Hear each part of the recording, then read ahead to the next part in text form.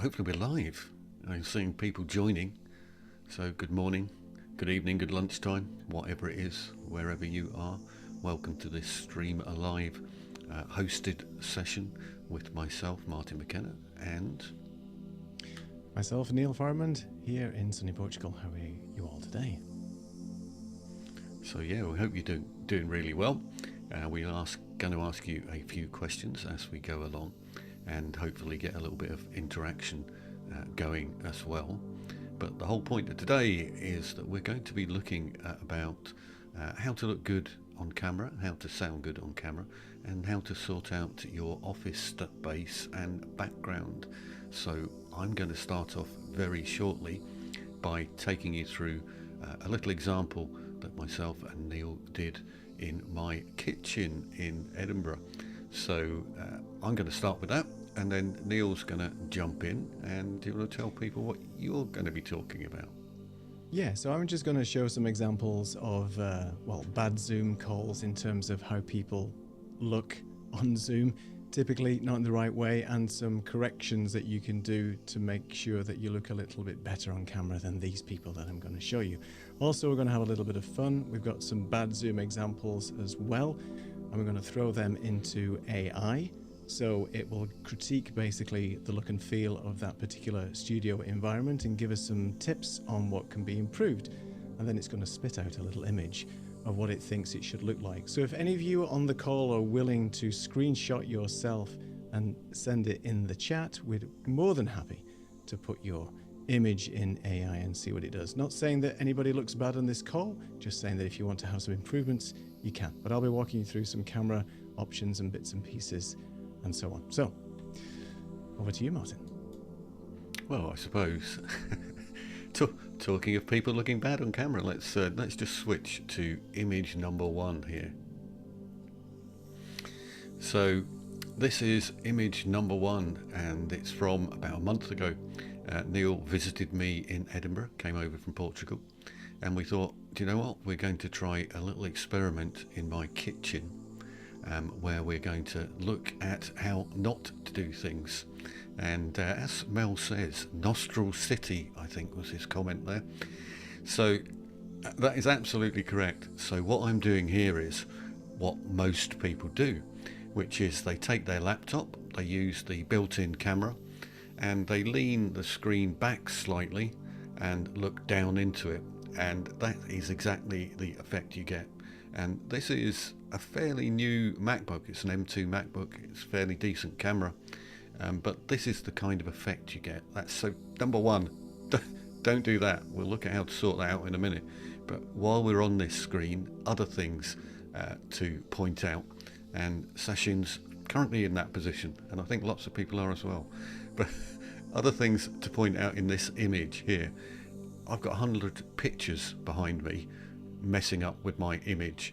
There's a whole shelf with stuff on it in the background. You can actually see my drainer rack on the edge of the kitchen, and I've got a white line sort of intersecting my neck behind me. All of these things are bad, and we're going to look at how to sort them out. And as Corin's saying, yeah, that's super distracting. You really want to get rid of all of the clutter in the background if you can do. And so we're going to have a look at how we do that. But first things first, the simplest trick of all is to get you looking at the camera.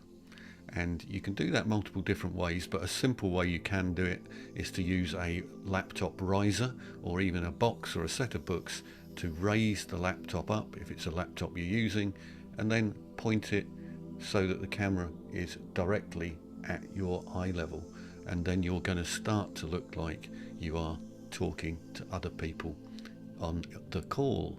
So that's number 1. Bear in mind this is still the laptop camera.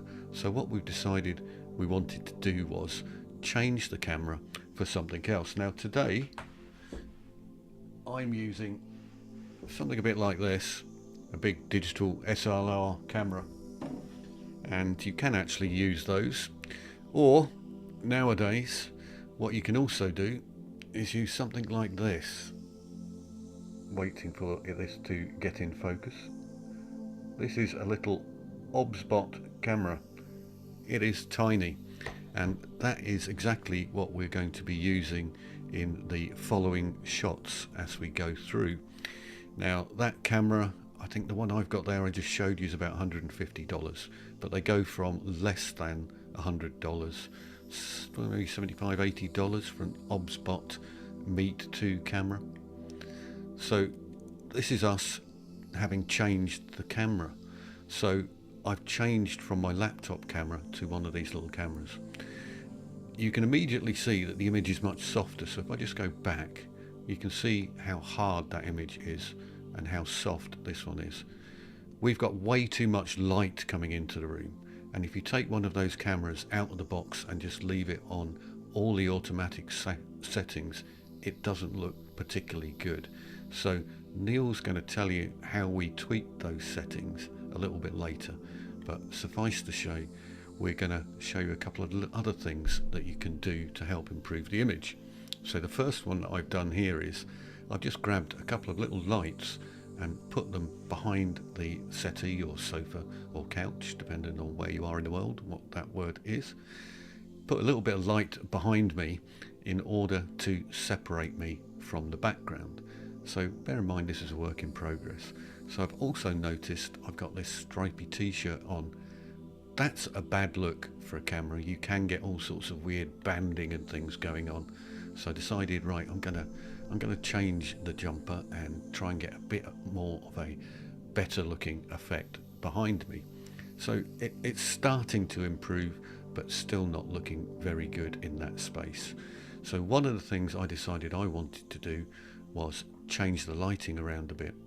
Now it sounds counterproductive, but the first thing that you really want to do is turn your lights off so that you've then got control over your lighting. So in my case, I've got two huge blinds that I had to pull down in the kitchen to reduce the light a bit. And then I decided, right, I'm just going to use a single light. Now I probably could have added a second one, but I'm just going to use a single light. And also I decided that this distractions in the background were a bit too much, so I got a can of paint out and painted all the wall in a single colour, and then just pushed all the distractions to one side slightly, and this is what we ended up with next. So I think I could have added a little bit more light in the room, but this is just with one single light on me, so that is only a very small Elgato light. And then behind me there is something like this tiny little light here, which is providing the pink glow. So we call those practical lights, and they just provide a pop of colour in the background.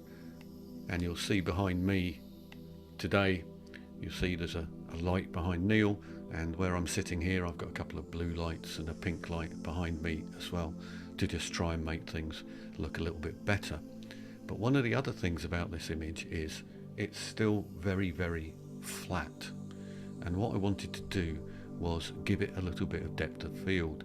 So final image here with a bit of depth of field. So this is the same location that we started off with in my kitchen, but what I've done is I have angled the camera slightly so that we're getting in my kitchen, what is my kitchen worktop. I've added in $10 worth of under counter lights, so those little blue lights are under the counter. I put an old telephone in there as a prop in the background, but removed everything else. And in fact, next to the telephone, where it looks like I've got a notepad, I put a pen down on the top. That's actually my sink drainer in my kitchen. So it's not a notepad at all, it just kind of looks like a notepad on this image. So this is me gradually trying to get my image looking better. So let's just go back to where we started with, and we'll add in a couple of bits which I would add in on the screen. So Saeed, a telephone, I'll explain that one later. But so top corner here, where we started up with the up nostril look, then the camera looking straight at me, then me changing the colour of my shirt slightly to not distract too much from the background, and then a tidy version of the office space with a bit of colour in there, with a bit of depth of field because we've sloped that line out towards the telephone and moved the camera into the only thing in the room that I could use to give me depth of field, which was the kitchen counter. But that's given me a completely and utterly different look and feel, and I think way more professional with the single colour coming in on the background.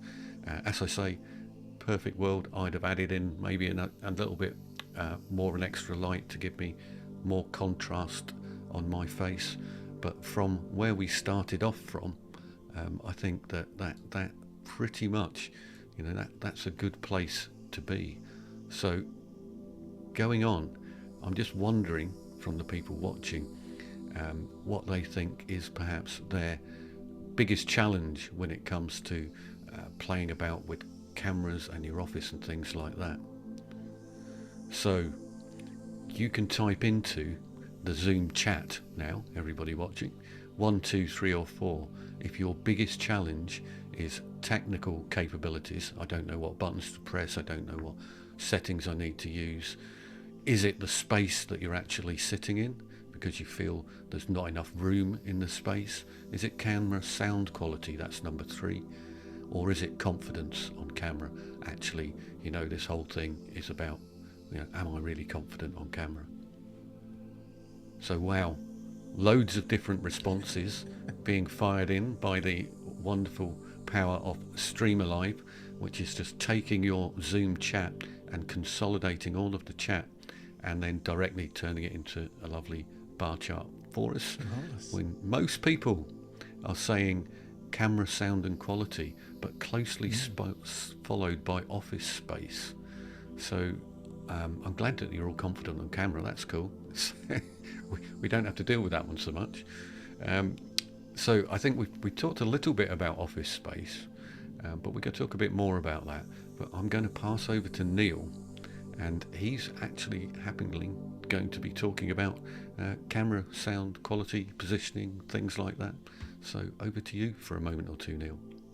No problem. Thank you so much. So thanks everybody for joining today, and nice to see all the responses there, and it's an interesting one. So let's just go back a little bit to what Martin was talking about. So all these different looks and feels that you see typically on Zoom calls. We've all been on those Zoom calls, right, where people don't look terribly good on camera. And I'm just going to show you a couple of funny, well not funny, well it might be funny, Zoom fails from the general public and some personalities you might know. So here's the first Zoom fail.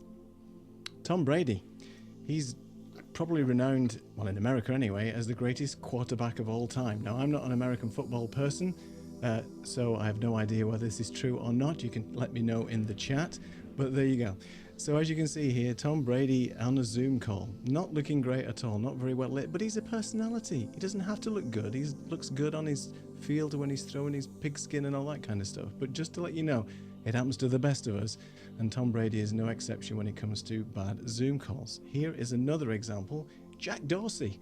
And for those of you who don't know who Jack Dorsey is, and you should, he was one of the founding members of Twitter, that thing that they call X now.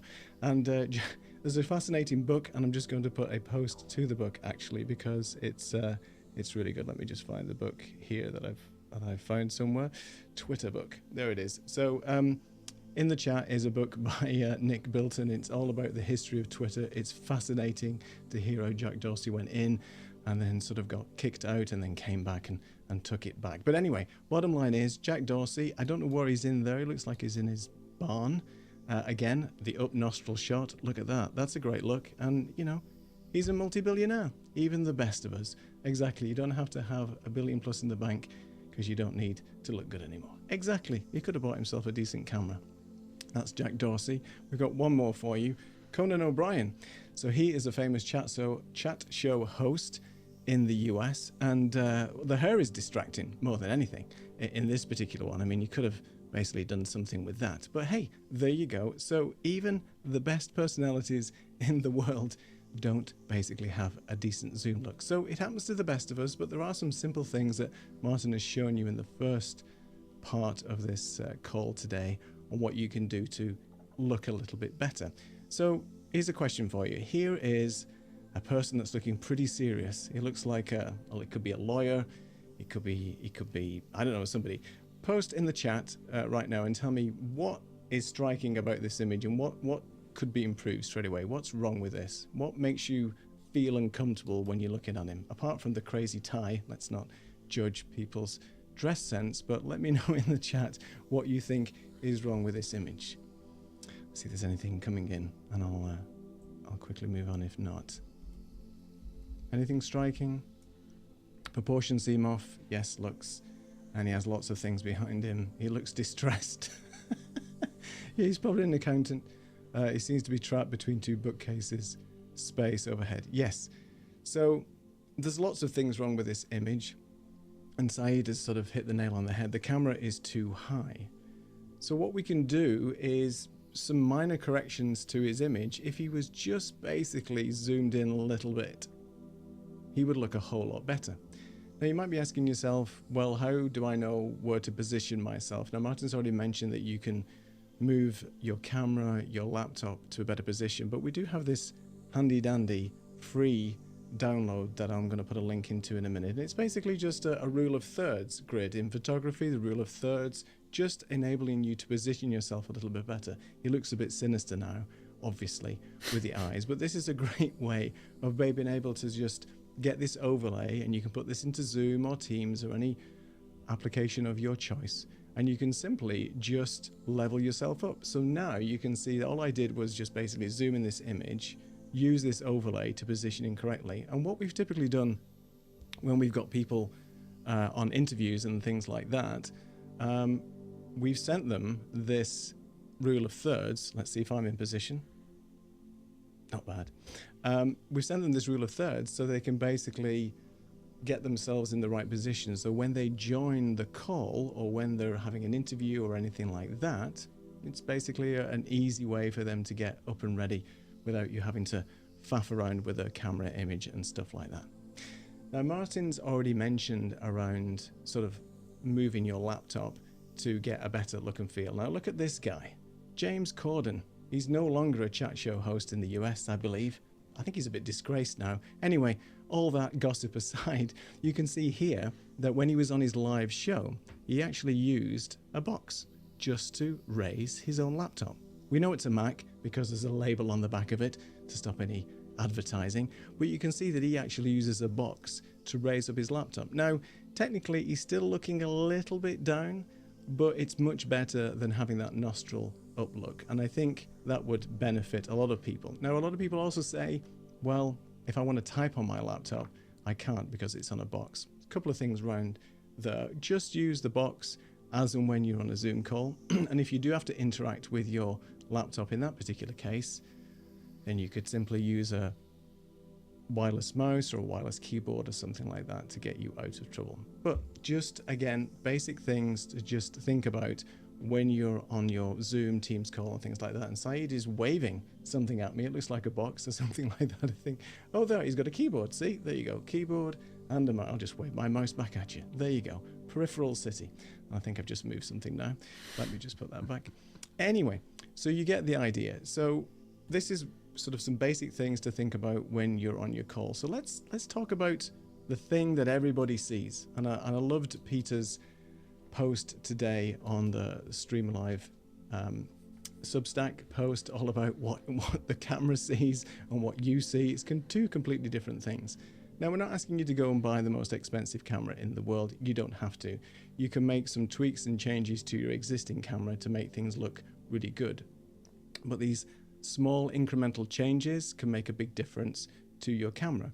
Now, I'm just going to show you some software that you can use in a minute, but we've already mentioned the Tiny 2 camera from OBSBot. I'm using a Sony camera right now. This is the one that you're looking at me in, but I'm now just going to switch to the Tiny 2 camera. So this camera is about $120, $130. It's the Tiny 2 4K Lite. It's a bit dark because I've tweaked it around, and we'll talk about lighting in a minute. But this is just basically a very cheap and accessible webcam. It has one of those tracking features that it can follow you around, but I've just disabled that, turned everything off because I don't need it to do that. I'm just going to be using it as a basic webcam. But the difference between this that you saw in Martin's original setup, which was his basic laptop, compared to having a more dedicated webcam, it's very, very easy. So there's a free link here for you all to grab. And it's a kit list that explains some of the things we're going to be talking about today. It also gives you a couple of links to a camera that we suggest, which is the smaller version from OBSBot. There's also the download for the lower thirds that you can go and grab at the end of the call as well. So one piece of software that I would wholeheartedly recommend for any camera that can start to make a difference is this. And this is called Camo Studio. Camo Studio, the best thing about it is it's free. And what it allows you to do is to make incremental changes to the look and feel of your camera. I'm not going to go through all these settings today. You can contact us and we do a course and things like that on this particular software. But the bottom line is you can download this for free. Here's the link from Camo and go and grab yourself a copy. It's Windows and Mac based, so no discrepancy here between those two operating systems. But there's a couple of things that you can do straight away to make your image look a bit better. If this wasn't to your liking, you've got a couple of things where you can turn on spotlight, and all that basically does is just basically brightens up your face. So you can see I'm darkening and lightening. It's not affecting the background too much. So if you are a little bit too dark, if your face isn't as bright as it should be, this is using AI to pick out your face and basically lighten it up and do a little bit of tweaking there. I'm just going to leave it at that. You can also, on this little button here, do something called portrait mode. This is similar to what you see on the iPhone, things like that. By the way, Camo works with an iPhone, works with all webcams, ones that are built into your laptop, anything like that. And you can make these little small incremental changes to make a big difference. So if I look at spotlight mode, I'm just going to tweak it. Look at the background.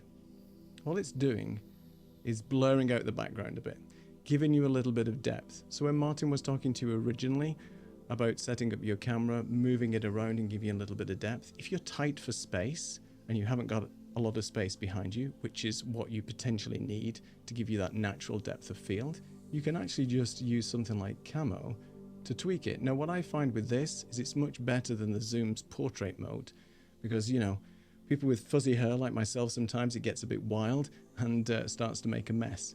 With this, you tweak it a little bit and it looks pretty good, in my opinion. So I think Camo is a really good way of tweaking and changing things and so on. There's lots of other things you can do down here. You can change the white balance. You know, you can go a little bit tango, or you can, you know, change a few things as well.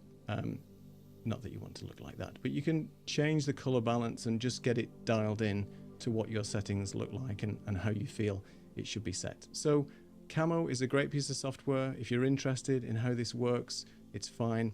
We can have a chat to you about it. But once you've set everything up here in Camo, then basically Camo's got something called a virtual camera. And all that means is you change your Zoom output, your Teams output, then to be the Camo camera, and bingo, everything looks how you've tweaked it as well. So some really good, easy ways to tweak your camera settings. So that's cameras. Let me know in the comments if you've got any questions. Now let's talk about lighting. You can have the best camera in the world, but if your lighting isn't great, or you are unable to control the lighting, or if the lighting keeps changing, you saw in Martin's original setup that he had a large window in his kitchen, and that was basically casting shadows, and it was changing because the Edinburgh weather was windy on that particular day. Clouds were going by and changing the overall ambient lighting. Now, it's best, if you can, to control your lighting the best you possibly can in your room. And if you don't have those options, then there's certain things you can do to tweak and change your lighting as well. I'm just going to show you a very simple lighting diagram, and it's very typical of an environment. I've worked in an environment like this as well, and I'll just show you a little bit about my studio in a second. So real quick, we've got obviously the laptop in the middle, and you'd be sitting there in front of it. We've got a window here, and so on. So basically my window would be, in my case, I would close the blinds if I can to control the lighting. That means you have full control then how you set the ambient lighting up. Now, you don't need to pay a fortune for lights. In my studio, I've got two very simple lights that are shining on me at the moment, and you need two lights to give you a little bit of depth and contrast. You can get away with one, as Martin said. One of the lights I've got is this one here. It's basically a panel light. It's just a very thin LED panel light. We have got a couple of recommendations in the kit list, which are really cheap. They come with desk stands as well, so you can mount them to your desk, or there's tripods and so on. I've got a softbox here on my left and a small panel light on my right. What I mean by that is you should typically put them here and here if you can. So what you're trying to do is basically have a different contrast and different lighting on your face. Effectively, if you have one closer to you, the bigger the softbox, the closer the light, the softer and more diffused it is. The farther away, the smaller the panel, and the harsher and brighter the light is, the more harsh shadows you're going to get on your face. So it's really important to just experiment with the lighting. And you can spend some time on this and dial in the lighting setup how you want. If you don't have the ability to have your lighting set up all the time in your studio and you're having to tear it down and put it back up each time, yes, that's a pain, but if you've got smaller lights, it's much more convenient to do that. Martin also had some little lights at the back here, which are either practical lights. You can have another little light here, which is a hair light, which would separate you from the background, but you don't have to go crazy. You can just get away with one light in your room that will just be shining at a 45-degree angle to you. If you're wearing glasses like I am, the higher up the lights, the better, and to remove any reflections you have from your monitors. If you get a lot of reflections in your glasses from your monitor because you're working on your laptop, see if you can turn the brightness down a little bit on your laptop. That would help tremendously when it comes with reflections and things. I had a huge problem a couple of weeks ago with reflections with a line across my glasses. I was trying for hours to work out why am I getting this line on my glasses when all the lights are looking fine. And what it was the monitor that I have in front of me has a silver, highly reflective stand, and the light was bouncing off the stand and hitting my glasses, causing a white line. These silly little things can really just mess the look and feel up, especially it can be quite distracting when you're talking to somebody as well. So the main thing is just to look around, set your environment up how you can, and use what you've got available. If you've got some practical lights like Martin used his phone, or you can use small sort of incandescent lights, anything that you have available to mix up the studio. I'm just going to show you my desk setup if it'll work. Oh, my camera's disappeared. It's died. Hang on. Let me go back. It's live. That's why it doesn't work. Let me find my camera. My OBSBot camera has just disappeared. OBSBot tail. That's you taking dark mode to a whole new level.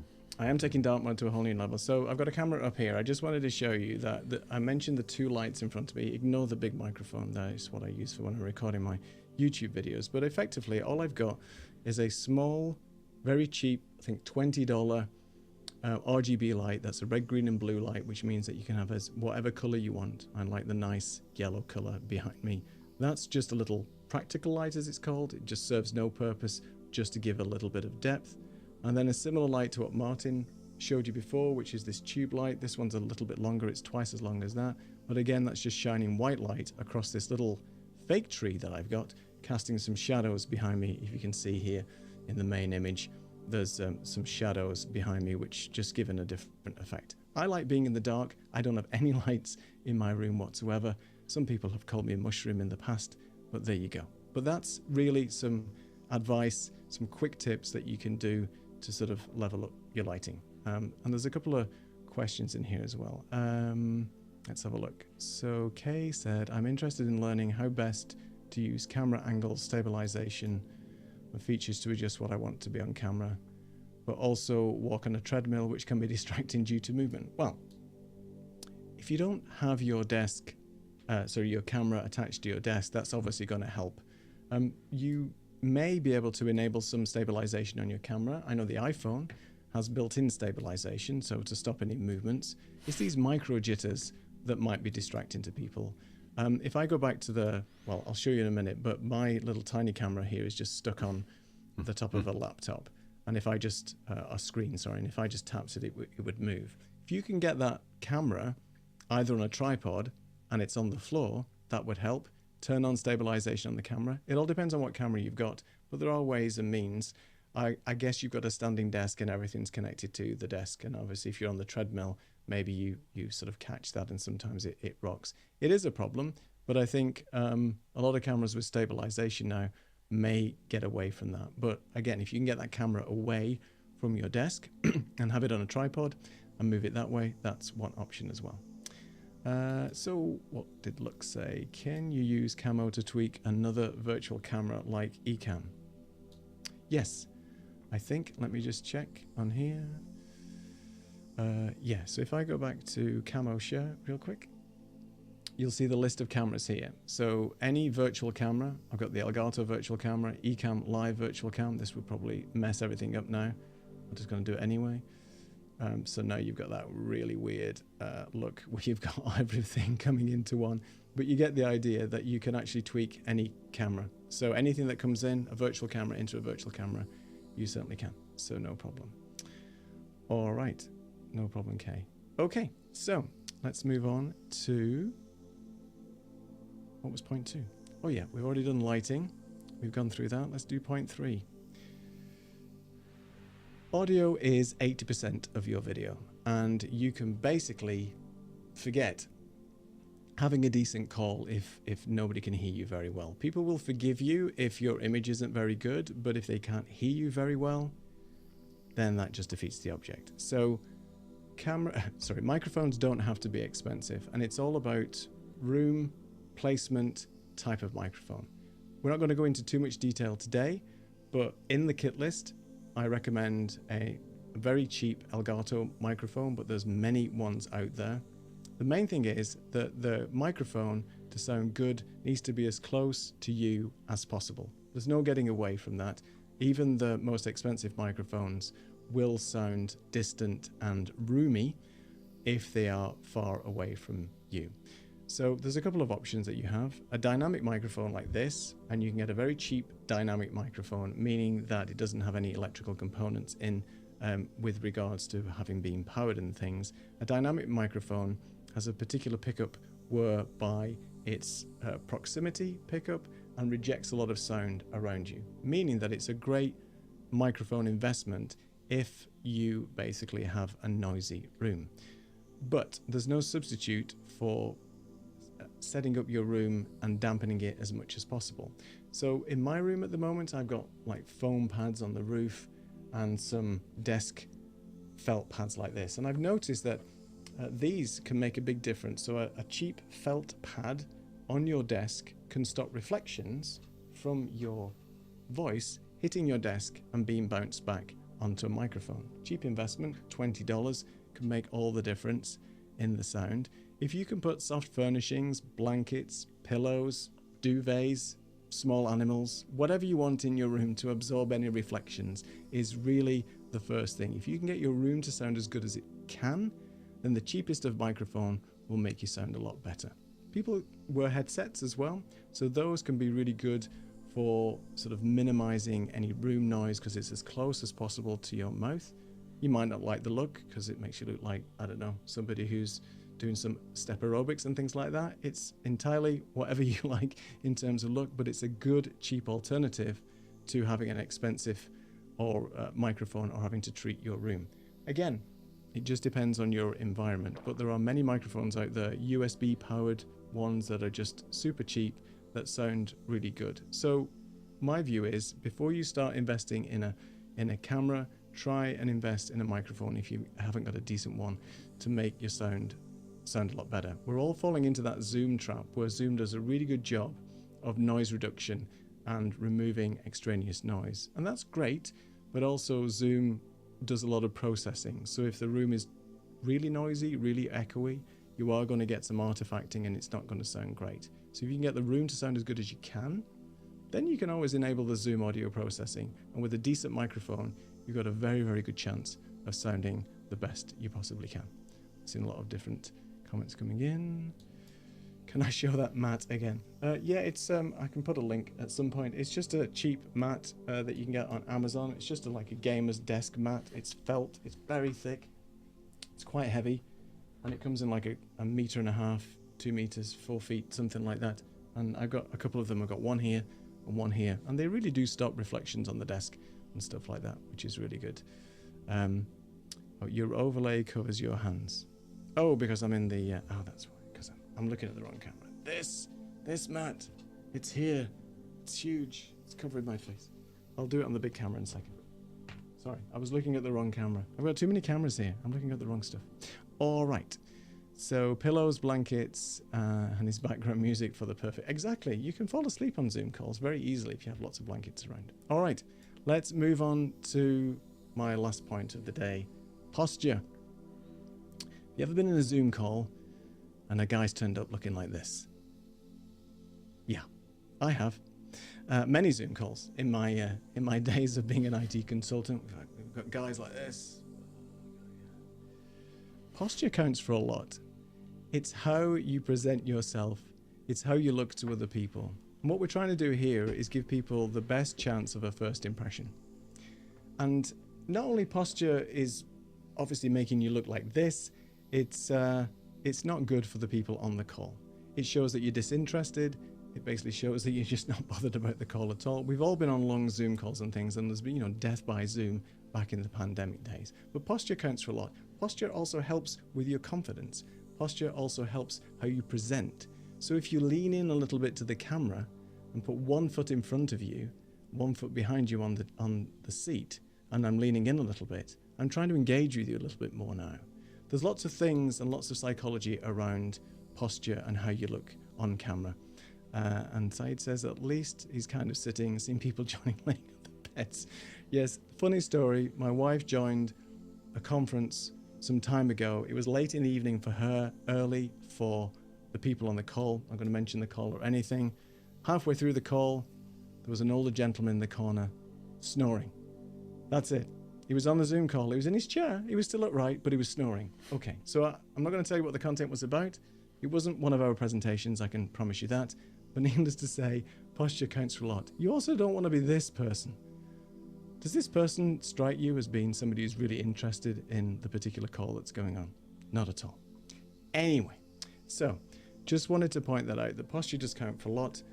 It also elevates how you speak, how you're able to articulate, and just keep people interested. Let's not all be slouches. Let's sit up straight in our chairs and look good. Because at the end of the day, if you're slouching, you're not going to let the rule of thirds work for you, are you? You're going to be like this. And that's not going to work. Anyway, all right, Martin. So that was sort of my piece on camera and things like that. If there's any questions, I was going to then start looking at the AI piece. We've got a few more minutes. So I don't know if you want to go back to your dual setup and then we can talk a little bit about AI. But anyway, hopefully people get an idea about what I was trying to get to there. There's a lot to cover, but hopefully some of those points have resonated with people. And I can see some mini images of people in the gallery there. I see Patrick has got great posture, definitely there. 10 out of 10, Patrick. Mel, I saw you sitting way back and then dragging yourself up in the chair once you saw Neil talking about posture. Great fun, and thank you for joining everybody. It is just up to you what you want to do. I see a question from Lux. In general, do you recommend standing versus sitting? I think that's a good question, actually, in that I do have a standing desk, i.e. one that you can press a button and the desk moves up and down and you can stand behind that. So if you are on calls all day long, I would recommend a mixture of the two. Standing all day is going to wear you out, but sitting all day also probably does your back in. So a little bit of both would not hurt. And I think earlier on, was it Kay who was mentioning she also does things on a treadmill as well, which I've seen a few people doing that now. But it does make for difficulties with cameras, especially when the cameras are mounted somewhere near the treadmill and the whole thing starts wobbling because you're jumping up and down on a treadmill. And then microphones as well. If you've got a microphone on you, then you might get the breathing issues as you're jogging along. If the microphone's next to you, because you're naturally moving closer and further from the microphone all the time, and there's a thump of a treadmill going on, it's kind of a difficult set to get round. The best thing probably is a lavia style mic, if that's something that you want to do. There are plenty of good ones available, relatively cheap, around about $120 for a good set. What was the manufacturer of the ones that you got fairly recently? So I use the Hollyland Lark M2, very hard to say, They're just button microphones with a little magnet on them, and they're wireless. So they're very discreet. Martin had one in one of his pictures, and you can just sit them there, and it just plugs into your computer, and it just acts as another device. They last about 5 or 6 hours, so you can be on long calls as well. So we've got a couple of questions coming up. Do you want me to take the color contrast one? All right. So what about color contrast with your clothes? So as you saw with Martin's original setup, he had this stripy shirt on, and certain cameras have this, it's called aliasing, and they can't cope with these stripy shirts. You get this really weird artifacting, morphing stuff on your screen. So that's one thing. And I always would choose a color that complements your background so you don't blend in. So if you have got a nice white wall behind you, then try not to wear a white shirt during your particular call. If you have to wear a shirt for work, then maybe wear a blazer or something that complements the colors and not blends in. You'll notice that I always wear sort of dark colors, and Martin wears dark colors in our shots, because we just want to have a little bit of contrast with that. White can also reflect the light, so it can be quite blinding for the people on there. So darker colors are typically better in terms of the environment, but it depends. If you've got a particular brand or a color that you wear, I've seen people wear a nice orange shirt, for example, which looks really good in a sort of a darker background. So just think about colors. There's a free tool that you can get from Adobe, and colors, I think, is another one where you can just go online, pick the color of your background, and then it'll tell you what complementary colors work well in that, so you're not clashing and it looks too bad. And certain lights absorb color differently as well. So in terms of wearing dark colors, you're not going to get as much reflection if you're wearing a dark color versus a light one. I think there's also the element, and to a certain degree, that by wearing something plain as well and dark, that your face kind of pops out as well. So it does focus people on your face. If you watch YouTube, now I've told you, go have a look at how many people are wearing black t-shirts on YouTube. 9 out of 10 are wearing black t-shirts, and it's just because it's not distracting, and your face then also pops a little bit as well. So there is a good reason for that. Question from Mel here.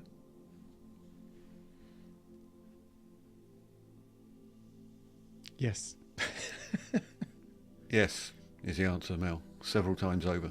So, yeah, we'll definitely use some bear with us, and we'll be talking about workshops and a webinar series and things like that. So we will be doing quite a lot of things about that.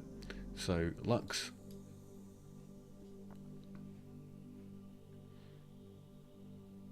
Are you still talking AM? I said it. Yeah. Yes, exactly. So I'll just do one while we're just getting close to the time, if that's all right. So I will, if you switch me to full screen, I'll Martin, stick you back and you can go. Yeah. AI setup. So yeah, what I'm going to do here is got my old friend GPT. It doesn't work as well on Claude. I'm hoping it's going to work now. I'm just going to pick a random image. Let's see, we've got a bad zoom image here. Let me just have a quick look. Let's find one that works. Okay, let's get this guy. So this guy, and I'll show you the image. First of all, let me just bring it up, put it on the screen. All right, this chap, he doesn't look very great. He's in a terrible environment.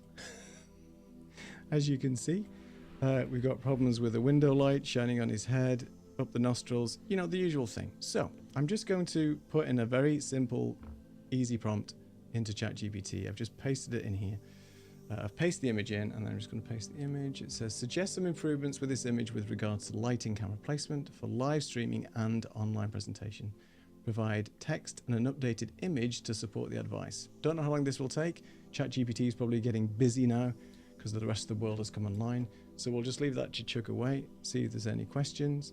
Oh yeah, Saeed has dropped off, blah, blah, blah. So thanks, Saeed. Yeah, and he looks really happy as well. Yeah, he's so miserable, isn't he? He's, you know, on one of those long Zoom calls. I think he's standing though, so kudos to him. At least he's looking after himself by standing up. To that standing up, sitting down thing, I wish I could stand up in this room. I'm in an attic room and I'm touching the ceiling right now as we speak. But I went to see Michael Forrest when I was in Edinburgh with Martin, who's the guy who basically writes the software for Video Pencil that I'm using now. And he's got a standing up desk, and I find it really good just to stand behind there and work. So yes, I may have to invest in a standing desk and move around. Anyway, so the AI has come up with suggestions to improve your setup. So lighting your face, not your head. Oh, it's funny. Current issue, skylight behind you is backlighting your head, which creates a shadow on your face. So fix. It's very good because it does give you, practical advice. So put a soft light in front of you, behind your screen or above it, a ring light or a desk lamp. The problem with ring lights, just for people if you're interested, a ring light, when it's here on your face, you're going to get these weird little sort of reflections in your pupils.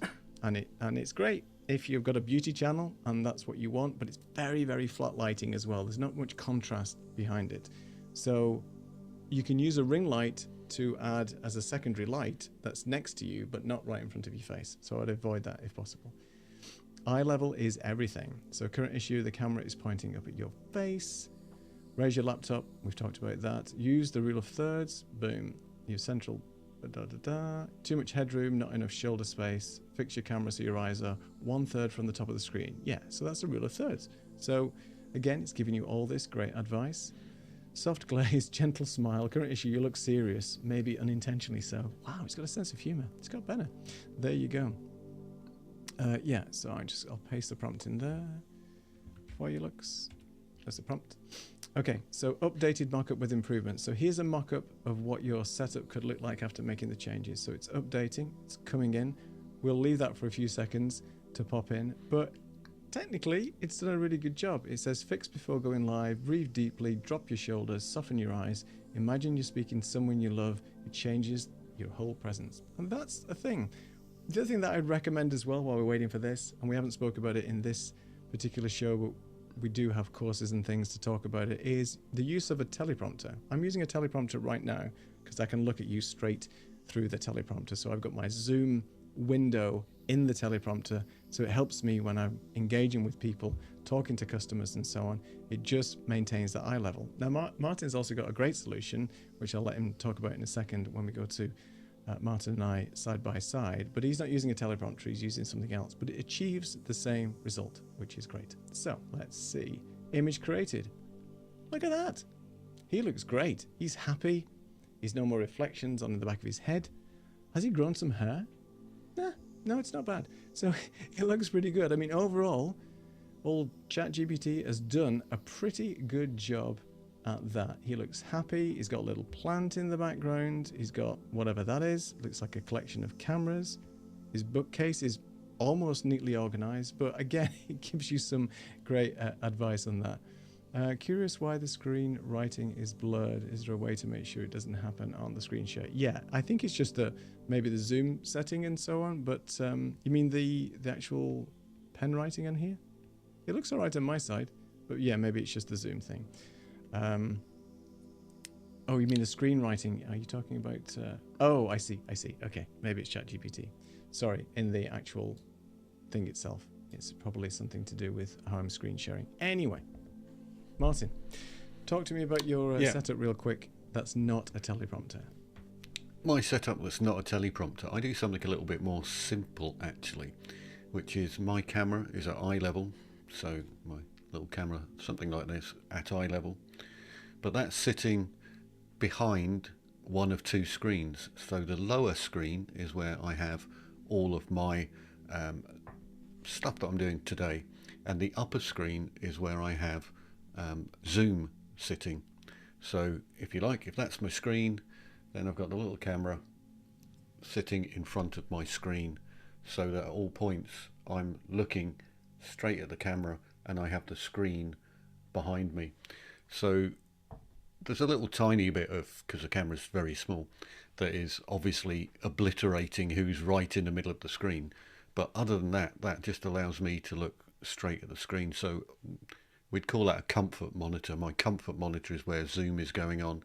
So that is why I'm looking at the camera, because there's a screen directly behind the camera, which has got everybody on it in Zoom. So yeah, that's the simple way to do it. And Corrine was asking what teleprompter you use, and I already know the answer to that, but on you go. Yeah, I use the Elgato prompter. It's a 9-inch prompter. I think it's the cheapest one on the market. It has a few quirks with its software, but 99% of the time I don't use the Elgato camera hub software that comes with it for the teleprompter piece.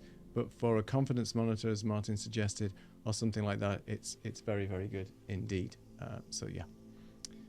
And it's also a bit unique, isn't it, in that it's got a built-in screen rather than relying on Yeah. you adding a screen to it, because a lot of the That's others right. require you to put a tablet or your phone or something else to it. So You just go to elgato.com. It's the only prompter they do right now. I have heard that they're going to be making a bigger one, but as Martin said, because it's got a built-in monitor, you just get this whole unit, and it actually just sits on the front of the lens of my camera, but you've got a tripod stand with it, all kinds of things. And if you go to my YouTube channel, which I'll do a shameless plug in a second, then you have a couple of videos on there that basically talk about the prompter, how to get it all set up, and just tells you a few things to get it working, if you can get it working, for example, as I had some problems with. So All right. we've kind of shot through quite a lot, and there's sort of 9 minutes left, and we're going to bring on Lux in a minute or two and then mention a couple of workshops and things like that. But I've just reset Streamer Live, so you can now type into the chat one thing after listening to us talk today which you think you might be able to improve, or you're keen on improving. So it could be your office space, it could be your posture, it could be your camera height, or so just type into the Zoom one particular thing. So a standing desk, yeah, that's one for the Christmas present, is it? I'll need a Office space new and room lighting. first. Space And posture. again, Oh, that's cool. Posture, so- lighting, cool. and we've got a good question in there, which is what is our view of virtual backgrounds? To me, I can tell you right now, I'm not on green screen, but I have green screen, and I could show you green screen with this in the background, and you wouldn't be able to tell a difference. It's not so much about virtual background, it's about the quality of the green screen, and that is about a good camera, good lighting, and good software to go with it. I use Ecamm for mine. I can guarantee that I can put backgrounds up where you cannot tell that I am on a green screen background. There is no green edge to it, there's no horrible blurry bits or hands disappearing, nothing. So it's not so much about the backgrounds as doing them well. If you do them well, they can work really, really well. So what a great look! Everybody's playing back the what we've been telling them, Neil. So it's great that we've got so much interaction going on here, and really back to, I think it was Mel's question, where we do a little bit of plugging of things that we've got coming up fairly shortly. So this is all news as of yesterday. We put up a live website, and Neil is now going to drop you to golivenow.academy.com, and we've got a series of workshops, and these are small group workshops up to 10 people, and you can go and register your interest now. So we don't have any scheduled at the moment. We're going to wait till the people turn up, and then we're going to schedule them. But what we're going to do is we're going to walk you through setting up your workspace. So this is all about us looking at your place of work or home and looking at how we can improve your cameras, lighting, background, and everything, and hopefully take you from number one, where I was sitting in the kitchen looking very terrible, to something more like the end result, or even like myself and Neil are at the moment, dependent on what the look and feel is that you want. We're also going to be doing a Streamer Live design workshop, which is all about taking Streamer Live to the next level, and I've got a whole load of techniques that I can use for blending Streamer Live into Ecamm in particular, but using all sorts of overlays and different techniques with green screen and chroma key and fades and stuff like that to wow your audience even more with your Streamer Live sessions and to blend them into your own branding. We've then got a webinar series coming up as well. So our own webinar series, and that's all a bit small, so let's make that a bit bigger. So this is our webinar series coming up. They are monthly sessions lasting 90 minutes each, 2 guests on each one, with myself and Neil as hosts, and those are just going in the calendar as we speak, but a number of well-known names, I'm sure, and Neil will be posting a link to that in there as well. And there was somebody called Lux, I believe, in the session there on session number 3, engagement and community. So I think we should bring on Lux. Bring on the man himself. Hey, Lux. Hey, I almost had a Pavlovian response. Straighten myself, make sure I'm right in the middle with my eyes over here. You guys have put the fear of God into me. Well, you're doing a good job. You're normally terrible, so. I've got new light. My Amazon bills are higher. Jeff Bezos is happy, so everything's good. There you go. There you go. We don't want to sell you more kit. I just want to let everybody know, by the way, that the webinar series that Martin just put out is completely free to join. I've just put the link in for the Luma calendar. So go ahead and you can sign up now. There's no link specifically in terms of Zoom link, but you can register, and those dates are locked in. So we will be hosting those by hook or by crook on those dates that are going to be listed in the calendar. And we've got some great speakers joining us as well. Some really good information that's going to be presented in those 3 workshops for you all. I think I need to take a tip from Mel there and get, a book in my avatar. So every time he pops up, his really good, his book I like that. is in his avatar, which is rather clever. I never thought of doing Very that, good. but I think you should be doing that every time your avatar pops up. You should have Stream Alive being held in your avatar, Lux or something That's right. like that. And then people say, have you got a that's Stream the way you Alive should book do it. out yet? No, I don't. But yeah. Not yet. Okay. So the last link says no access, says Mel. That's because I've just sent you the wrong link. I do apologise. I've sent you my link. I sent a private link. There you go. It's live. There you go. That's the right one. Now you should be able to let me know if that works. I had every other link on a Stream Deck button apart from that one. Come on. You always have to forget one thing, don't I? Keeps me on my toes. What we also wanted to do was to see whether we could we've got these 2 workshops going. We wanted to add some people to the workshops.